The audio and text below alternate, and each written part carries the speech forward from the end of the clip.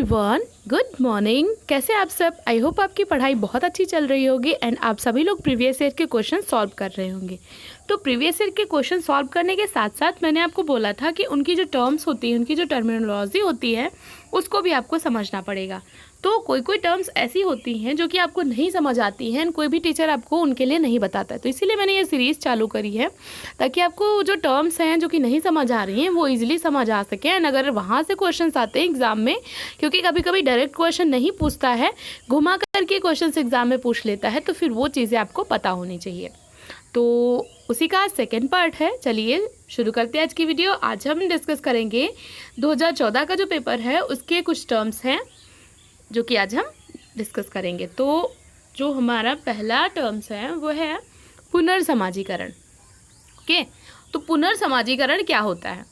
पुनर्समाजीकरण का मतलब होता है कि जैसे किसी पर्सन का समाजीकरण हुआ, ओके, उसने कुछ चीज़ें सीखी, फिर उसके बाद उसमें कुछ ऐसी चीज़ें आ गई कि उसको वो ज़रूरी नहीं है, अच्छी नहीं है, तो फिर उसको फिर से कुछ नई चीज़ें सिखाना, वो हो गया पुनर्समाजीकरण। जैसे कि एक लड़की होती है, उसकी शादी से पहले उसको दूसरे मूल्य दिए जाते हैं, मतलब उसको काफ़ी सारी अलग अलग चीज़ें सिखाई जाती हैं। शादी के बाद वो जब अपने ससुराल जाती है तो वहाँ पे उसको वहाँ के अकॉर्डिंग चीज़ें करनी पड़ती हैं। तो उसको वहाँ के वैल्यूज़, वहाँ का रहन सहन और जो भी चीज़ें होती हैं उन सभी को अडॉप्ट करना पड़ता है। तो उसको पुनर्समाजीकरण कहेंगे। अच्छा, जैसे सपोज़ दूसरा एग्जाम्पल है कि कोई भी क्रिमिनल है, ठीक है, तो वो क्रिमिनल पहले तो ठीक था, बाद में क्रिमिनल बन गया, तो उसको अगर हमें फिर से सुधारना है, तो अगर हम उसमें नए मूल्य डाल रहे हैं तो वो पुनर्समाजीकरण कहलाएगा। या फिर थर्ड एग्जाम्पल से समझ सकते हो आप कि आप भारतीय थे, आप अमेरिका चले गए, तो पहले आपके अंदर थे इंडियन वैल्यूज़ और फिर उसके बाद आपने अमेरिका के जो मूल्य थे, वहाँ की जो संस्कृति थी, उनको अपना लिया। तो इसको भी कहेंगे पुनर्समाजीकरण। मतलब कि जो पहले हुए सीखे हुए मूल्य थे, उनके बाद में जब हम दोबारा से कोई नए मूल्य सीखते हैं। अब यहाँ पे एक टर्म और आ जाती है, विसमाजीकरण। विसमाजीकरण का मतलब होता है कि हमने कुछ सीखा था, वो गलत हो गया, तो विसमाजीकरण का मतलब होता है सीखी हुई चीज़ को भूलना, तो उसको कहेंगे विसमाजीकरण। और जब हम फिर से कुछ नया सीखते हैं तो उसको कहेंगे पुनर्समाजीकरण। नेक्स्ट टर्म है प्रत्याशित समाजीकरण। प्रत्याशित समाजीकरण क्या होता है?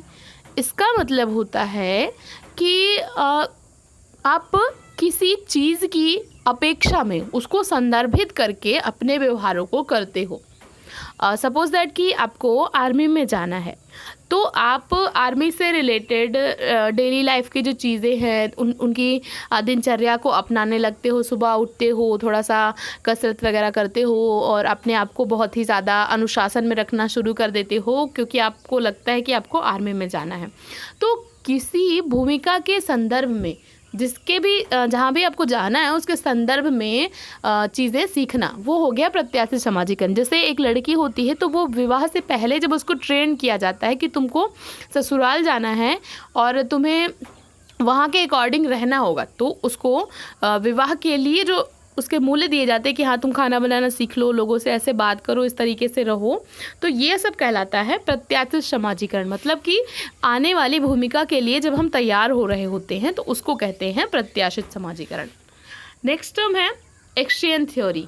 ये थ्योरी है, एक्सचेंज थ्योरी मतलब विनिमय सिद्धांत। इस सिद्धांतकारों का मानना है कि इंसान जितने भी कार्य करता है, जितने भी इंटरेक्शन करता है, उसमें वो अपना लाभ ज़रूर देखता है। अगर हमें सामने से कुछ मिल रहा है, एक्सचेंज का मतलब क्या हुआ? आदान प्रदान। तो अगर हम कोई चीज़ दे रहे हैं तो हमें सामने से कुछ मिलना चाहिए।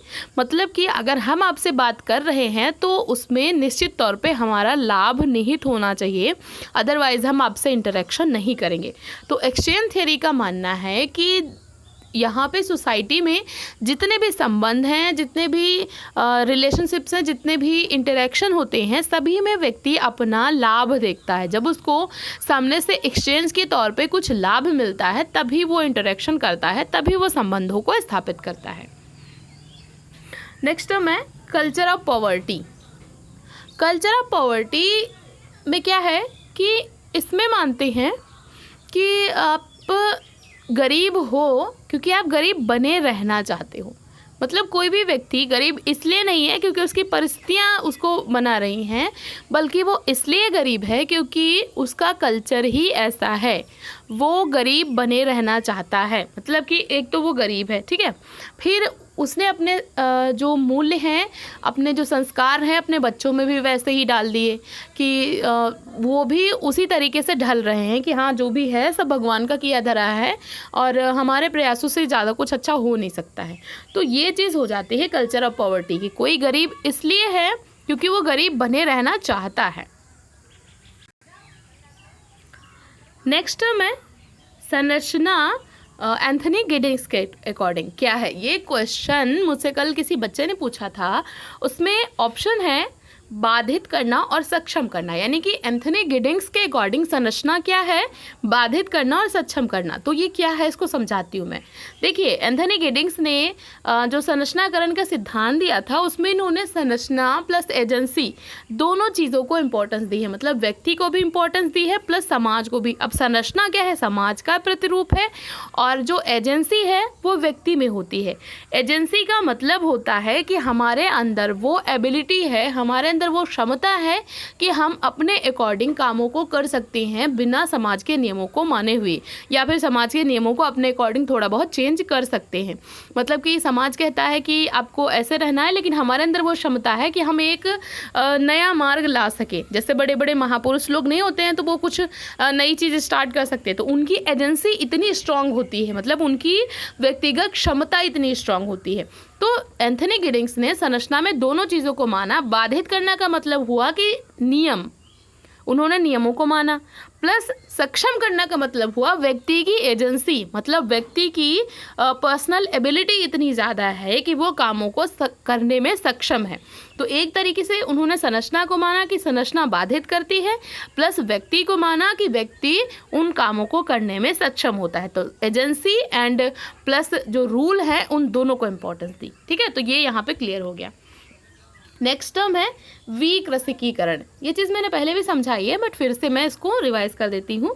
विकृषिकीकरण क्या होता है? विकृषिकीकरण का मतलब हुआ कि किसान लोग अपना जो पैतृक धंधा है, क्या होता है, खेती किसानी, तो उन चीज़ों को छोड़ करके या तो वो लेबर बन रहे हैं या तो फिर वो लघु उद्योगों वगैरह में जा रहे हैं, क्योंकि भैया वो बड़े उद्योग तो कर नहीं सकते, उनके पास इतने पैसे नहीं हैं। तो ज़्यादातर वो क्या कर रहे हैं कि वो लेबर बन रहे हैं। मतलब कि किसान या तो आत्महत्या कर रहे हैं या तो फिर वो अपना जो पैतृक धंधा है उसको छोड़ करके वो मजदूरी करना शुरू कर रहे हैं। क्यों कर रहे हैं? इसका मेन रीज़न है मुख्यतः हरित क्रांति। हरित क्रांति से क्या हुआ कि उत्पादन तो बढ़ा, लेकिन फ़ायदा किसको हुआ? छोटे किसानों को फ़ायदा नहीं हुआ। जो बहुत बड़े किसान थे, जमींदार टाइप के, उन लोग को फ़ायदा हुआ, और जो छोटे किसान थे वो कर्ज से और अधिक दब गए, क्योंकि उन्होंने फिर उर्वरक वगैरह डाले, और जो एक तरीके से जो कृषि थी उसको एक उद्योग के रूप में हरित क्रांति ने प्रस्तुत किया। तो उससे जो छोटे छोटे किसान थे तो उनको मजबूरन क्या करना पड़ा, वो अपना जो पैतृक व्यवसाय था उस चीज़ को छोड़ करके मजदूर बनने लगे। मतलब उन्होंने फिर मजदूरी करनी स्टार्ट कर दी। तो किसानों का अपनी कृषि करना जो कार्य है उनका मेन, उस चीज़ को छोड़ना, दैट इज़ विकृषिकीकरण। नेक्स्ट टर्म है सोशल एक्सक्लूजन, यानी कि सामाजिक अपवर्जन। इसके उल्टा होता है सामाजिक समावेशन, यानी ये दोनों टर्म बहुत बार पूछी गई हैं। सामाजिक अपवर्जन क्या होता है? सामाजिक अपवर्जन का मतलब होता है कि कुछ पर्टिकुलर वर्गों को ज़्यादा सुविधाएं देना, उनके अपोजिट में कुछ लोगों को उन सुविधाओं से वंचित रखना। जैसे कि आपके दलित हैं, आपकी महिलाएं हैं, आपके जो पिछड़े वर्ग के लोग हैं, इन सभी को कुछ अधिकारों से वंचित रखा गया है समाज में हमेशा से ही। तो उनको सोशल एक्सक्लूजन बोला गया कि उनको कुछ अधिकारों से, कुछ नागरिक अधिकारों से, कुछ सामाजिक अधिकारों से वंचित कर दिया जाता है कि तुम किसी को छू नहीं सकते हो, तुम यहाँ पे नहीं जा सकते हो, तुम उस स्थान पे नहीं जा सकते हो, तुम निम्न जाति के हो। तो इस तरीके से जो अधिकार उच्च जाति के लोगों को मिले हैं उनके अपेक्षा कुछ जो दूसरे लोग हैं उनको उन अधिकारों से वंचित करना, ये है सामाजिक अपवर्जन। इसी के उल्टा है सामाजिक समावेशन, यानी कि उनको वो अधिकार देना, उनको जो दूसरे वर्ग है उनके समकक्ष लाने का जब प्रयास किया जाता है, उनके बराबर लाने की कोशिश करी जाती है, तो उसको बोलते हैं हम सामाजिक अपवर्जन सामाजिक समावेशन, यानी कि उनको अधिकार देना। एंड अपवर्जन क्या है? उनको अधिकारों से वंचित करना। नेक्स्ट टर्म है व्यक्त एंड अव्यक्त प्रकार।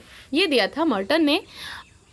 देखिए, इन्होंने दो प्रकार के बताया कि समाज में सब कुछ प्रकार नहीं होता है, कुछ दुष्प्रकार भी होते हैं और प्रकार भी होते हैं। तो दो प्रकार के प्रकार होते हैं, मतलब समाज में जितनी इकाइयां हैं उनका योगदान दो तरीके से होता है। क्या क्या? एक तो होता है व्यक्त, दूसरा होता है अव्यक्त।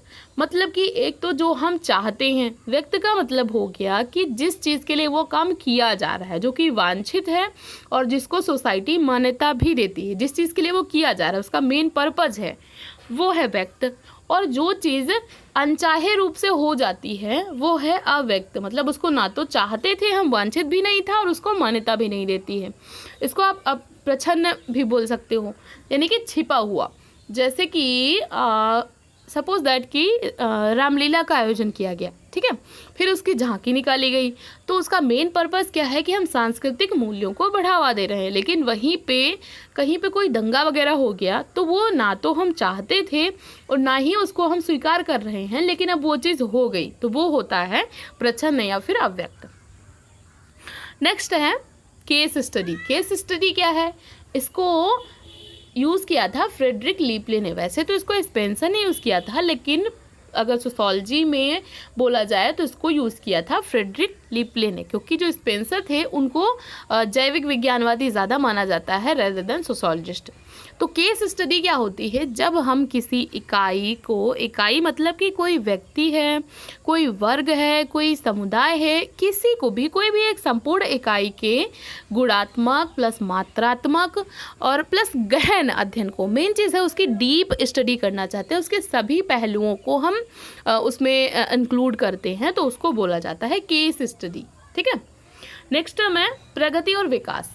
अब ये प्रोग्रेस एंड डेवलपमेंट, ज़्यादातर लोग उसको एक ही समझ लेते हैं कि बोला गया आपने प्रोग्रेस की, आपने डेवलपमेंट किया, एक ही है। नहीं, दोनों अलग अलग हैं।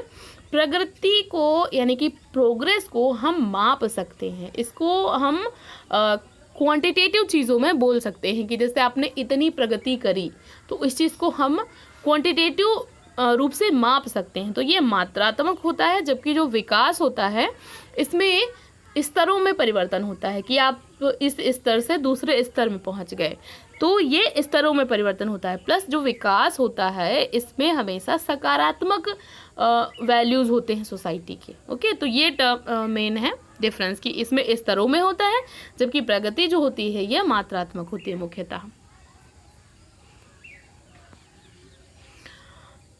लास्ट टर्म है एक आपका आता है प्रवास। उसमें दो फैक्टर्स होते हैं, एक होता है पुल फैक्टर, एक होता है पुश फैक्टर। तो क्या होता है पुल फैक्टर, क्या होता है पुश फैक्टर?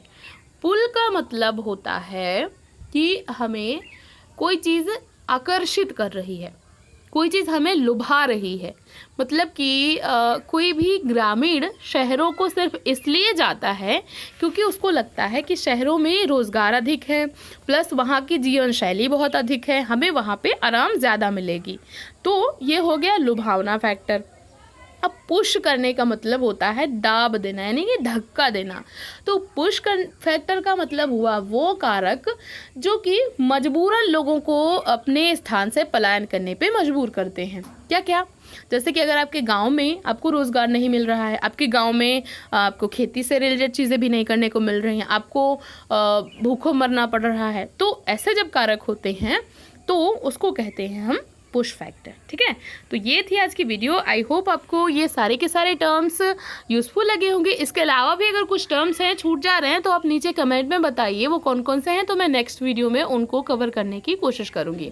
तो ऐसे ही पढ़ते रहिए, आगे बढ़ते रहिए अपने गोल की तरफ। एंड वीडियो देखने के लिए थैंक यू सो मच।